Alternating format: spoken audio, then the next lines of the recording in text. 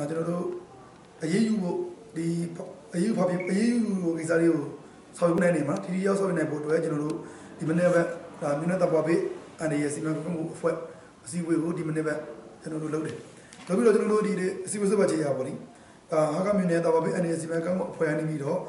여자지 아마 대미당도 못세 그 저도 톱이야 너 그게 저도 톱이야 말해 비라나 저도 약고리 되려 저도 다리 외고 시바 알아야 저도 이 하가 민나리마 이 코비나디 요가네 빠데데 나 저도 우세 요가 모리 못ဖြစ်고အောင်ကျွန်တော်လူစုလူဝေးတွေပေါ်တဲ့တဲ့ပင်တွေเนาะဘာသာရေးမှာစူတောင်းပွဲတွေအဲ့ဒါတွေမလုပ်ဖို့ပြပါတယ်နိုင်ကိစ္စတွေရှိလိုက်ရင်တော့အနည်းဆုံးလူဦးရေအနည်းဆုံးနဲ့ဆောက်ရဖို့တော့ပါပါမယ်ကျွန်တော်အပျော်ပါကိစ္စနဲ့ပတ်သက်ပြီးတော့လူစုလူဝေးနဲ့ဆောက်ရတဲ့ကိစ္စတွေကျွန်တော်တို့ချောင်းတွေမှာရေချိုးတာတွေငါးဖမ်းတာတွေပေါ့နော်လူစုလူဝေးနဲ့ချောင်းတွေမှာရေချိုးတယ်ငါးဖမ်းတယ်အဲ့ဒီကိစ္စတွေကိုမလုပ်ဖို့အဲကျွန်တော်တို့အခုဆိုလို့ရှိရင်လည်းကျွန်တော်တို့ဒီလူပိုင်လည်းပိတ်ထားတဲ့ကကြတော့အဲဒီငယ်တွေကတခြားနေရာတွေပေါ့နော်လူစုလူဝေးတွေနဲ့သွားပြီးပျော်ပါလို့တာတွေလည်းကျွန်တော်တို့တွေ့နေရတယ်ဒါတွေကိုမလုပ်ဖို့ပါပါမယ်ကျွန်တော်တို့ဒီလူစုလူဝေးနဲ့ပြောတဲ့အယောင်မြင့်တွေပွဲတွေမလုပ်ဖို့စသောက်ဆိုင်တွေမှာနပါစစနေပြရောင်းဖို့ကျွန်တော်တို့ဒီပုံမှန်ဘုရားကျောင်းတွေမှာဘုံကျောင်းတွေမှာနေအိမ်တွေမှာစုဝေးပြီးတော့လုပ်တဲ့ဘာသာရေးဆိုင်ရာဟောယူစုတောင်းခြင်းတွေအစည်းအဝေးတွေသင်တန်းပို့ချတာတွေမလုပ်ဖို့ကျွန်တော်တို့ဟိုတယ်တွေတက်ကုတ်ခန်းတွေတော့ဘာသာရေးဆိုင်ရာအဆောက်အဦတွေခမ်းမာတွေမှာเนาะအလို့ဆွေးနွေးပွဲတွေတွေ့ဆုံပွဲတွေလူမှုရေးနဲ့ဆက်သွယ်တဲ့လုပ်ငန်းတွေကိုကျွန်တော်တို့လက်ရှိမှာเนาะရဆိုင်ထားဖို့မိပတ်ဝန်းကျင်မှာနိုင်ငံခြားနေပြီးတော့ပြန်လာတဲ့နိုင်ငံခြားသားတွေเนาะနိုင်ငံသားတွေဘုမဟုတ်ကျွန်တော်တို့ COVID-19 ရောဂါဖြစ်ပွားတယ်ဆိုပြီးတော့တန်တရားရှိတဲ့တူတွေကိုတွေးမဲ့ဆိုလို့ရှိရင်နှိစက်တဲ့နော်ကျွန်တော်တို့ရောက်ကုတ်ကျွေးမှုယာယီမှုဆိုင်မှုပေါ့နော်ကြေးဝအုပ်စုအုပ်ကျွေးမှုတွေကိုတင်းပူရမယ်ကျမကြီးဌာနကိုတင်းပူရမယ်ပေါ့နောက်တစ်ခုတော့ကျွန်တော်တို့ဒီ COVID-19 နဲ့ပတ်သက်ပြီးတော့ကျွန်တော်တို့ဒီစစ်စစ်ဂိတ်တွေကျွန်တော်ဖွင့်လိုက်ပြီးတော့စစ်စစ်နေတာရှိတယ်အဲ့စစ်စစ်တာနဲ့ပတ်သက်ပြီးတော့အဲ့လူတွေရင်းတွေကိုကျွန်တော်တို့စစ်စစ်နေချိန်မှာပေါ့နော်ကြည်ဖြူစွာဖြင့်ဒါစစ်စစ်ခံဖို့နောက်တစ်ခုတော့ကျွန်တော်တို့ဒီကမ္ဘာနိုင်ငံတည်တည်ရနေတော့ကျွန်တော်တို့ဟာခမြို့နယ်ပြန်လာတဲ့မြန်မာနိုင်ငံသားနိုင်ငံခြားသားတွေလည်းပဲဒီကျွန်တော်တို့ဟာခမြို့နယ်ကိုရောက်ရှိတဲ့နေရာ14ရက်အတွင်းပေါ့နော်ကျွန်တော်သတ်မှတ်ထားတဲ့ဒီစောက်ကြည့်ပွဲနေရာတွေမှာစောက်ကြည့်ချင်းကိုလက်ခံဖို့နောက်တစ်ခုတော့ကျွန်တော်တို့ဒီမိဘပြည်သူတွေအနေနဲ့ကျွန်တော်တို့ဒီ COVID-19 ရောဂါကာကွယ်နိုင်ရေးအတွက်ပေါ့နော်ကျန်းမာရေးနဲ့အားကစားဝန်ကြီးဌာနပြည်သူ့ကျန်းမာရေးဦးစီးဌာနတို့ကနေပြီးတော့အချိန်နဲ့ဒီပင်းကြီးထုတ်ပြထားတဲ့အတိပေးနှုတ်ဆော်ခြင်းတွေကိုတီတီကျေလိုင်းနာဆောင်သွားဖို့ဆိုပြီးတော့ကျွန်တော်တို့အဲ့အချက်17ချက်ပေါ့ဒါတွေကိုကျွန်တော်တို့ဒီနေ့နံပါတ်ထုတ်ပြန်ထားပါတယ်ရပဒနာပတ်သက်ပြီးတော့ဒီနေရာစားပြီးပေါ့နော်နောက်ကျွန်တော်တို့ဒါဒီအမေပေါ့နော်ပဲဖြစ်ပါတယ်ဆိုတဲ့အမေတို့တွေကမရှိမရမချင်းပေါ့ဒီအမေရအတီဖြစ်ပါတယ်အဲ့ဒီအမေကိုကျွန်တော်တို့ဖော်ပြမယ်ဆိုလို့ရှိရင်တော့ကျွန်တော်တဘာပေးအနေနဲ့ဆိုင်ရာစီမံကောက်မှုဥပဒေနဲ့အညီကျွန်တော်တီတီရောက်အရေးယူသွားဖို့ရှိတယ်ပေါ့နော်အဲ့ဒါကိုကျွန်တော်တို့ဟာကမြို့တွေမှာရှိတဲ့ပြည်သူတွေအားလုံးပေါ့ကြဲကြဲပြီးပါသိရှိဖို့ကျွန်တော်အနေနဲ့ဒီနေရာနေပြီးတော့ပြောလိုပါတယ်။ဒါကြောင့်မို့ကျွန်တော်တို့မီဒီယာတွေကလည်းပဲပေါ့နော်ဒီအမိတ်ကျွမ်းကြချက်ပေါ့နော်အများပြည်သူသိရှိဖို့ဒါဟိုဒေတာစကားနဲ့ပေါ့နော်ဒေတာဘာသာနဲ့အများပြည်သူသိရှိဖို့ဒါဖတ်ဆက်ပြီးတော့နော်ဝင်ငါပေးဖို့မီဒီယာတွေလည်းပဲကျွန်တော်အနေနဲ့ဒါအကူအညီတောင်းခံပါတယ်ကျေးဇူးတင်ပါတယ်အခုတလို့ဒီနေ့တည်းရတဲ့ဒီဖိုင်ခံရတဲ့ရည်ယူမှုပိုင်းမှာဘယ်လိုရှိရည်ယူမှုလုပ်နေပြီဟောလက်ရှိတော့ကျွန်တော်တို့လက်ရှိဟာခမှာတော့မရှိသေးဘူးဘာလို့ကျွန်တော်တို့လက်ရှိစုစုပေါင်းဟို facility quality လို့ဒါအဲ့လို40နေရောက်ရှိတယ်ပေါ့အဲ့40နေရောက်လည်းကျွန်တော်တို့ပြောတဲ့အတိုင်းစနစ်တကျဘလိုင်းနာတာတွေတွေ့တယ်အချို့ကလည်းကျွန်တော်တို့ရစ်ပြီးသွားလို့ပြန်ပြီးတော့နော်ဟိုပြန်လောလိုက်တဲ့လူပေါ့နော်ပြီးသွားတဲ့လူလည်းရှိပါတယ်အဲ့ဒီကြောင့်မို့လက်ရှိလက်တလို့တော့အရေးမှုလည်းမရှိဘူးသူတို့လည်းပဲလိုင်းနာတယ်ကျမကြီးကဟိုပြောတဲ့အတိုင်းဝန်ထမ်းတွေပြောတဲ့အတိုင်းလိုင်းနာတာတွေရှိတယ်ပေါ့နော်ဒါကြောင့်မို့ခုလက်တလို့လည်းအေးဖို့မရှိဘူးသူပြည်နောက်ပေါ့နော်ဒါတခြားဒေသတွေမှာလည်းအဲ့လိုညှင်းဆန်တာတွေပေါ့နော်ပြဿနာဒေသတွေပြောလို့တိုင်းမှာကြားပါလိမ့်မယ်အဲ့ဒီကြောင့်မို့ကြိုတင်ပြီးတော့ဒီမေးထုတ်ထားခြင်းဖြစ်တယ်ဩစတြေးလျနိုင်ငံသားခံယူထားတယ်ခံယူထားတာသူဒီလာတာကဆိုရှယ်ဗီဇာနဲ့လာတယ်ပေါ့လာပြီးတော့ကျွန်တော်ဒီမှာကြောက်ပုံမှာအဲ့ကျန်းစာတင်တာပေါ့အဲ့သဘောမျိုးသူတို့လုပ်တယ်လုပ်တဲ့ပတ်သက်ပြီးတော့ကျွန်တော်တို့ဘက်ကနေပြီးတော့မလုံးနဲ့ဆိုပြီးတော့တားမြစ်တယ်နော်ဒါဒီကုသရေးကဖြစ်မှာဆိုလို့မလုံးနဲ့တားမြစ်တယ်တားမြစ်တဲ့ပုံမှာသူကတော့ညှင်းဆန်တာပေါ့ညှင်းဆန်တဲ့နဲ့ပတ်သက်ပြီးတော့ကျွန်တော်တို့ကသူ့စီစစ်လိုက်တယ်ပေါ့နော်စီစစ်လိုက်ကြတော့နိုင်ငံခြားသားတယောက်ဖြစ်တယ်ပြီးရင်ကျွန်တော်ဆိုရှယ်ဗီဇာနဲ့လာတယ်ပြီးရင်ကျွန်တော်တို့ဒီမှာ force တိုင်တာလည်းမရှိဘူးနိုင်ငံခြားသားဆိုရင် force တိုင်ရမယ်အဲ့တော့ force လည်းတိုင်တာမရှိဘူးအဲ့တော့ force တိုင်တာလည်းမရှိတဲ့အတွက်ကြောင့်မို့ကျွန်တော်တို့ force တိုင်ရပြက်ကွက်မှုနဲ့ကျွန်တော်တို့အရေးယူခြင်းဖြစ်တယ် အဲ့သူတို့လည်းပဲကျွန်တော်တို့ဟိုပြောပြီးနောက်ပိုင်းမှာဆက်လက်လည်းမလို့တော့ပါအဲ့ဒါကြောင့်မို့ကျွန်တော်တို့ကတော့အဲ့ဒီပြပိုက်တော့ကျွန်တော်အရေးမယူတော့ဘူးသူသူနိုင်ငံခြားသားဒီကျွန်တော်မြန်မာနိုင်ငံလာတဲ့ချိန်မှာနိုင်ငံခြားသားလိုင်းနာမှာစီကတ်တွေရှိတယ်အဲ့တော့ force တိုင်ရမယ်ဆိုတဲ့စီကတ်ချေလည်းတစ်ခုပါတယ်အဲ့တော့အဲ့ force တိုင်ရပြက်ကွက်တဲ့အတွက်ကြောင့်မို့အရေးယူခြင်းပဲဖြစ်ပါတယ်ဒီဘာသာရေးလို့အရေးယူတာမဟုတ်ပါဘူးနော်အဲ့ဒါလေးတော့ရှင်းအောင်ပါနော်ဒီတော့ခုနစာထဲမှာကျွန်တော်မှကြားရတယ်လို့ဟိုဘောလုံးကန်တဲ့ကိစ္စလေးဘောလုံးကအခုအဆိုးဝဲနဲ့ဖူးစကန်တာမျိုးပုံမှန်လုပ်နေကြတယ်အဲ့ဒီကိစ္စရောအဲ့ဒါလည်းလူစုလူဝင်းနဲ့လုပ်တဲ့လုပ်ငန်းတွေပါပဲဒါလုပ်လို့မရပါဘူးနော်အဲ့ဒါလည်းလုပ်လို့မရဘူး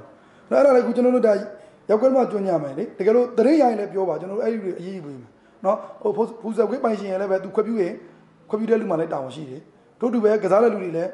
းကျွန်တော်တို့အရေးယူသွားမှာဟုတ်ပြီနော်အတန်းဆိုတော့ကျွန်တော်တို့ကတော့ပညာပေးတဲ့လုပ်ငန်းကိုအဓိကသွားမှာမယ်ဟုတ်လားဒါဒီကျွန်တော်တို့ကဒီလိုလုပ်တဲ့ဟာဒီအရေးယူချင်လို့မဟုတ်ဘူးကုသယောဂတွေပါလာခဲ့သည်ရှိတော့မကုစေဖို့အတွက်ရည်ရွယ်တာပါတို့ပဲဒီဒါဟိုမှာကျွန်တော်တို့ကလက်မခံဘူးပြောလို့လက်မခံဘူးဆိုလို့ချင်းကျွန်တော်တို့ကဒါအရေးယူတဲ့အပိုင်းလုံးတော့ပေါ့အဲ့ဒီသဘောပါနော်ဟုတ်စားအတူပါအိန္ဒိယမှာတော့ဒါရှောင်းလို့ရတဲ့ကိစ္စတွေဆိုတော့လေဒီမှာတကယ်လို့များဖြစ်လာပြီဆိုတော့ဘယ်လိုပုံစံနဲ့အဲ့မှာကျွန်တော်အမိမလည်းပါပါတယ်မဖြစ်မနေစောက်ရမယ်နာရီအခုညီနောက်လုပ်ပါတယ်နော်ဒီလိုမျိုးမြင်နေဆိုလို့ရှိရင်ကျွန်တော်တို့စီကိုဟိုအချိန်နဲ့တပြင်းကြီးတဲ့ပို့ပေးပါနော်ဆိုကြပါစို့ကျွန်တော်တို့ဒီမှာထိုးထဲမှာလည်းပဲကံငယ်ရှင်လည်းပါတယ်ကံငယ်ရှင်အိမ်နဲ့ပတ်သက်တဲ့အိမ်နေချင်းနေတယ်လည်းဆိုင်တယ်ဘောနော်အဲ့တော့တဲ့ပို့ပေးပ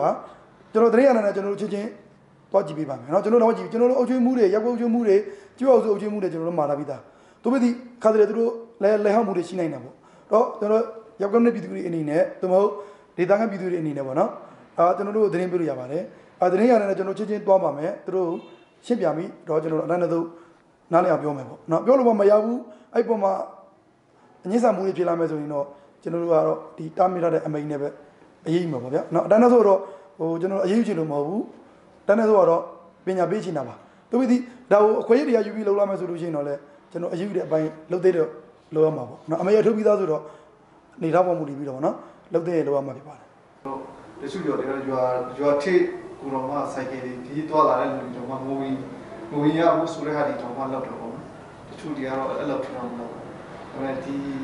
ီဘိုင်းမှာတချို့ရွာတွေကအဲ့လိုလူထွက်မလုပ်ရဆိုတာမျိုးသူတို့ရွာဖက်ကနေပြောလာတယ်ဘယ်လိုပုံစံနဲ့သူတို့ရှင်းနာလေးဟုတ်ပြီအဲ့တော့ကျွန်တော်ဟိုပြီးကြတဲ့လောက်ကိုရေးစည်းဝေးမှာပဲကျွန်တော်အုပ်ချုပ်မှုတွေစည်ရေးတွေကျွန်တော်တခြားမှာထားပါတယ်အဲ့တော့ချို့တွေသူတို့စိတ်ပူပြီးတော့ဗောလေဟိုလော့ဒေါင်းလုပ်တယ်ဗောသူတို့ရွာကိုလော့ဒေါင်းလုပ်တယ်လိုင်းနေပိတ်တယ်ဗောရွာထဲပေးမလို့ရွာထဲလူအပြင်မပေးမထွေဘူးဗောအဲ့လိုမျိုးတွေရှိတယ်ရှိတဲ့ပတ်သက်ပြီးကျွန်တော်တခါတည်းမှာထားပါတယ်အဲ့လိုလုပ်လို့မရပါဘူးအဲ့တော့သွားဖို့လာဖို့လုပ်တယ်သူကတော့ခွပြူပါသူပြီးဒီခွပြူတဲ့နေရာမှာလူစုလူဝေးမဖြစ်ဘူးအရေးကြီးတယ်ထို့တူပဲကျွန်တော်တို့အချို့လူတွေကလည်းလာတယ်ဆိုလို့ရှိရင်ကျွန်တော်တို့သတင်းပို့ပါအဲ့ဒါသတင်းပို့ပြီးတော့သူတို့စောက်ကြည့်မဲ့နေရာမှာကျွန်တော်ထားမယ်ဟုတ်လား14ရေပေါ့14စောက်ကြည့်မယ်ကဲ14ရေအတွင်းမှာကျမရေးအနေနဲ့ဘာမှထူးခြားမှုမရှိဘူးဆိုရင်တော့ပုံမှန်တိုင်းနေထိုင်လို့ရမယ်အဲ့တော့ဘယ်သူမှမလာရဘူးပိတ်ဆို့မဲ့ဆိုလို့ရှိရင်လက်မခံဘူးပိတ်ဆို့ပါနေလို့တော့ကျွန်တော်တို့အကလုံးမှာထားပါတယ်နော်အကလုံးမှာထားသူတို့လေအဲ့တော့ပြီးအခုချောင်းလေးမှာပေါ့ချောင်းလေးမှာစူးပြီးတော့ငါးဖမ်းတာတွေရေချိုးတာတွေအဲ့ဒါလေးရှိအဲ့ဒါတွေတော့ခွင့်မပြုဖို့မှာထားတယ်နော်အခုဒီဘေးဟာကတော်တော်များများအဲ့ပိတ်ရေးတွေမှာအဲ့သွားကြတယ်လို့တင်ကြအဲ့ဒါတွေလည်းကျွန်တော်မလုပ်ခိုင်းပါဘူးနော်သူပြီးရွာတွေသွားမယ်ဟာတွေကတော့ဟိုသွားကြရှိတော့သွားပါနော်ပစ္စည်းပိုးစရာရှိတာပို့ပါလုပ်လို့ရပါတယ်အဓိကတော့ကျွန်တော်ကုသယောဂနဲ့ပတ်သက်ပြီးတော့လူချင်းဟုတ်လားဟိုခါဝဝေးလေးနေဖို့နော်ကျွန်တော်လည်းပြောတယ်ခါခွက်နေပါဟုတ်လားအဲ့တော့ခါခွက်နေဖို့အဓိကကြပါတယ်အဲ့တော့ဟာကလာတဲ့လူတွေတခြားနေရာလာလူတွေရောက်ရင်တင်းပို့ပါစောက်ကြည့်ပါဟာဆက်လေးပြီးဆိုလို့ကျွန်တော်ပုံမှန်တိုင်းနေပါအဲ့လိုတွေကျွန်တော်တို့တခြားမှားပါတယ်အခုဆိုလို့ကျွန်တော်တို့တိစောက်လုပ်ငန်းတွေရှိတယ်လေစာတင်ကြောက်ဆောက်တဲ့ဟာတွေရှိတယ်အခုလုပ်ငန်းတွေပေါ့နော်အစိုးရလုပ်ငန်းတွေတိစောက်လုပ်ငန်းတွေမှာအလုပ်သမားတွေရှိတယ်အဲ့လုပ်ငန်းတွေသမားတွေလည်းကျွန်တော်တို့ကခါခွက်နေဖို့နော်ဟိုရွာနဲ့ချောချင်းနေမနေတော့ကပ်ပြီးဆက်လေးပြီးတယ်စိတ်ချပြီးဆိုတဲ့ချိန်ကြရင်တော့ပုံမှန်တိုင်းပဲနေဘူးပေါ့နော်အဲ့ဒါလေးတော့အုပ်ချုပ်မှုတွေရောကျွန်တော်စရေးတွေရောအသေးချာမှာထားပါတယ်နော်အဲ့လိုလေးမပိတ်ဖို့လည်းပဲသူတို့အသေးချာမှာထားတယ်နော်အဲ့တော့ခုနကလူစုလူဝေးလာတော့လည်းမခံနိုင်ဘူးဗျာဥပမာချောင်းလဲလာတယ်ဒီလာစော့ကြတယ်ငါလာပိုင်းအုပ်စုလိုက်ပေါ့လာကြအဲ့လိုမျိုးတော့လည်းမခတ်ဘူးမောက်တော့ဘူးပေါ့အဲ့ဒါတွေတော့ပြောထားတယ်အတိဟိုဖျားချောင်းတွေမှာဟိုအဲ့ဒီဥဒစေပေါ့ဖြန့်ပေးတဲ့ကိစ္စမှာအဲ့ဒါတချို့အတင်းလိုတွေကပြောတယ်ပေါ့ဟိုအဆွေရပြောရင်တို့ကဒါဖြန့်ပေးနေပါတယ်တော့ဒီမှာအဲ့လိုမျိုးဖြန့်ချင်တဲ့လူရှိတော့ဘယ်လိုပုံစံနဲ့တောင်းရအခုရောက်နေတယ်အခုတောင်းနေတယ်ဆိုကျွန်တော်တို့မျိုးနဲ့စိပိတ်သားရုပ်ပြောလို့ရပါတယ်နော်တို့တူပဲကျွန်တော်တို့မိသားတပ်ဖွဲ့ကိုပြောလို့ရပါတယ် ပြီးကျွန်တော်တို့ဒီစပူကအခြေချဟာခါပေါ့နော်အဲ့ဒီဘော်လေးလည်းကျွန်တော်တို့ကပြောလို့ရပါတယ်အဲ့ဒါအမှကျွန်တော်တို့ live ဖြန်းပေးနေပါတယ်နော်ကျွန်တော်ဆေးရတော့ကျွန်တော်တို့အစိုးရပေးတယ်ပေါ့အခုဆိုကျွန်တော်တို့ဟာခါမျိုးနဲ့နှစ်ပုံးရတယ်ပေါ့နော်အခုဒီနေ့သွားယူမယ်ကျမ်းပါရေးမှာကျွန်တော်သွားယူမယ်အဲ့ဒါရပြီကျွန်တော်လိုအပ်တဲ့နေရာတွေကိုကျွန်တော်တို့မှရတဲ့စိတ်နေပဲပေါ့ကွာအဲ့ဒါတွေသူတို့ပေးပြီးလိုအပ်တဲ့နေရာလိုက်ဖြန်းမယ်ပေါ့နော်လက်ရှိလည်းပဲဟိုဖျားเจ้าနဲ့ဖြန်းတယ်ဆေးရုပ်တွေကားဂိတ်တွေနော်အများနဲ့ဆိုင်တဲ့နေရာတွေဘန်တွေပေါ့နော်အဲ့လိုမျိုးတွေနေရာတွေတော့လိုက်ဖြန်းနေတယ်တကယ်လို့လိုအပ်ချက်ရှိတယ်ဆိုလို့ရှိရင်လည်းဖြန်းမှာတို့တူပဲဒီကျမ်းမာရေးကတာတရားရှိတဲ့လူတွေမိသားစုနဲ့နေကြတဲ့နေရာတွေပေါ့ဗျာအဲ့လိုမျိုးတွေရှိလာနေရင်လည်းကျွန်တော်တို့အဲ့နဲ့ဖြန်းပေးမယ်ပေါ့နော်အဲ့ဒါတွေလုပ်လို့ရပါတယ်ကျွန်တော်တို့လည်းလာဆက်သွယ်လို့ရတယ်စီပေသားရေးကိုဆက်သွယ်လို့ရတယ်မိသားတပ်ဖို့လည်းဆက်သွယ်လို့ရတယ်ဟိုစေဘူးကအခြေချာဟာခောက်ကိုလည်းပဲဆက်သွယ်လို့ရပါတယ်နော်အဲ့တော့ကျွန်တော်တို့အချိန်ဒီပုံမူတည်ပြီးတော့အဓိကတော့အများနဲ့ဆိုင်တဲ့နေရာတွေဦးစားပေးပြီးလုပ်ပါတယ်ပုဂ္ဂလိကနေရာတွေကတော့ဟိုမရဘူးပေါ့နော်တလောပေါ့နော်ပုဂ္ဂလိကနေရာမှာတော့ခုနယောဂနဲ့ပတ်သက်တဲ့တရားရှိတဲ့လူနာတွေယောဂပိုးရှိနေတဲ့ပတ်ဝန်းကျင်တွေဆိုရင်တော့အဲ့လိုမျိုးဆိုရင်တော့ကျွန်တော်တို့ကလုပ်မှာပေါ့နော်